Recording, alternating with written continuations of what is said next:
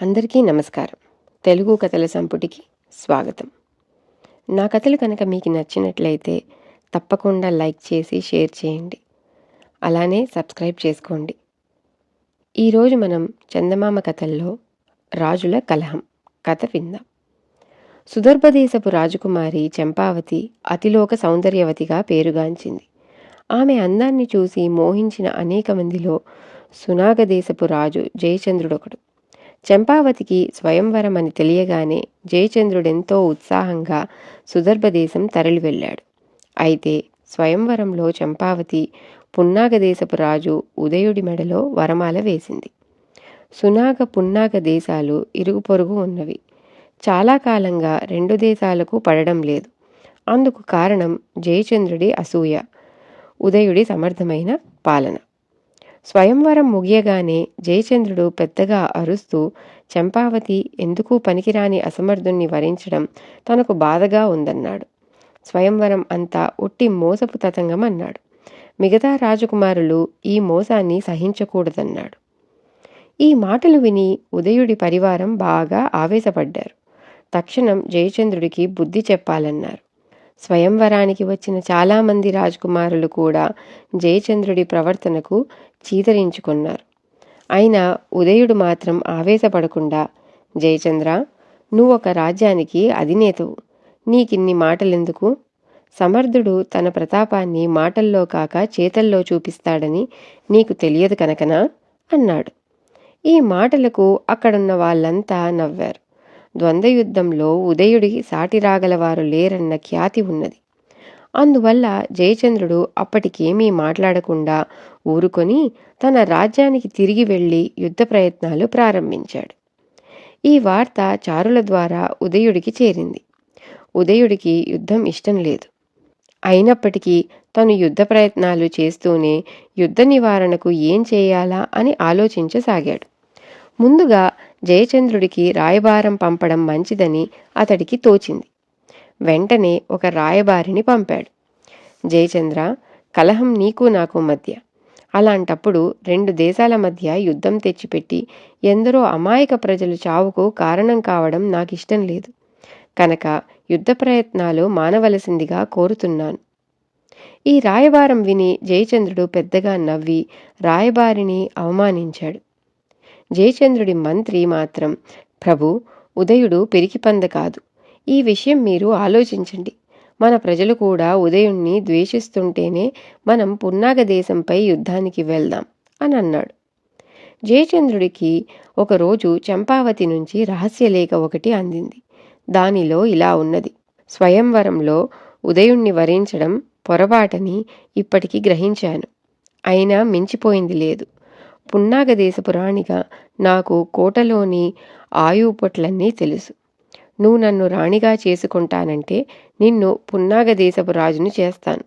నీకోసం సరిహద్దు అడవుల్లో వేచి ఉంటాను.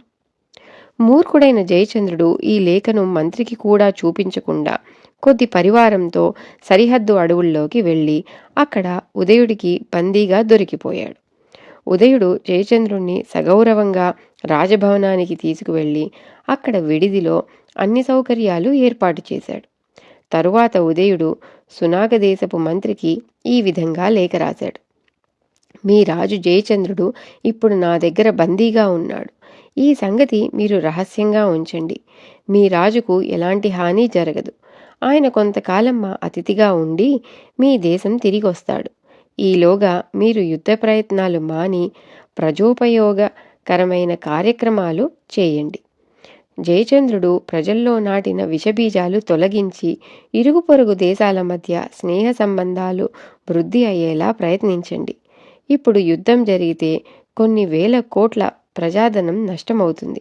మీ దేశంలో ప్రజా సంక్షేమ కార్యక్రమాలు చేపట్టడానికి మా దేశం తరపున 10 కోట్ల వరహాలు కానుకగా ఇవ్వగలను.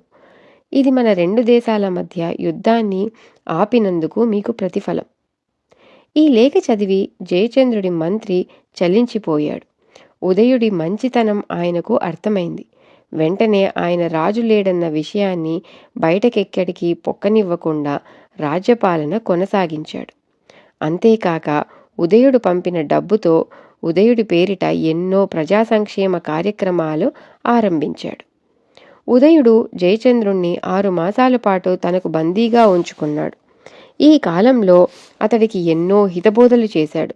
అతన్ని వదిలిపెట్టే ముందు తాను మంత్రికి పంపిన లేఖ గురించి వివరించి, నువ్వు నాకు బందీవన్న సంగతి అతి రహస్యంగా ఉంచబడింది. నువ్వు మారువేషంలో నీ దేశం ప్రవేశించు. నీ ప్రజలు నన్ను గురించి ఏమనుకుంటున్నారో నువ్వే స్వయంగా విను. వాళ్ళు నన్ను ద్వేషిస్తుంటే మనం యుద్ధం చేద్దాం. లేని పక్షంలో మనిద్దరం మాత్రం ద్వంద్వయుద్ధానికి తయారవుదాం అని అన్నాడు. జయచంద్రుడు మారువేషంతో తన దేశం ప్రవేశించాడు. ఎక్కడ చూసినా ఉదయుడి గురించి స్తోత్రపాఠాలే వినబడుతున్నవి. ఉదయుడి పేరిట రాజ్యంలో ఎన్నో బావులు, చెరువులు, ధర్మశాలలు, ఉచిత వైద్యశాలలు వెలిశాయి. సునాగదేశపు ప్రజలంతా ఇప్పుడు పున్నాగదేశం పట్ల స్నేహభావంతో ఉన్నారు. జయచంద్రుడు రాజధాని చేరుకొని మంత్రిని కలుసుకొని, ఏమిటిదంతా అని అడిగాడు. తమ రాజు తిరిగి వచ్చినందుకు మంత్రి ఎంతో సంతోషించి, ప్రభువులు క్షేమంగా వచ్చారు, ఉదయుడు అన్నమాట నిలబెట్టుకున్నాడన్నమాట అంటూ ఎంతగానో ఆనందించాడు. దానికి జయచంద్రుడు కోపగించుకొని, నా శత్రుదేశపు రాజుకు స్తోత్రపాఠాలు పలుకుతావా? నువ్వు రాజోద్రోహి కావా అని అన్నాడు. ప్రభు, ప్రజలుంటేనే కదా రాజుకు మనుగడ. యుద్ధం ప్రజల మనుగడకే ముప్పు తెస్తుంది. ఈ 6 మాసాల్లో నేనెన్నో ప్రజాపయోగకరమైన పనులు చేయగలిగాను. యుద్ధ ప్రయత్నాలు మానడం వల్ల పొదుపైన డబ్బుతో కొంత భాగం ఉదయుడు మనకు పంపాడు. దానివల్ల ఎన్నో మంచి పనులు జరిగి మన ప్రజలు సుఖపడుతున్నారు.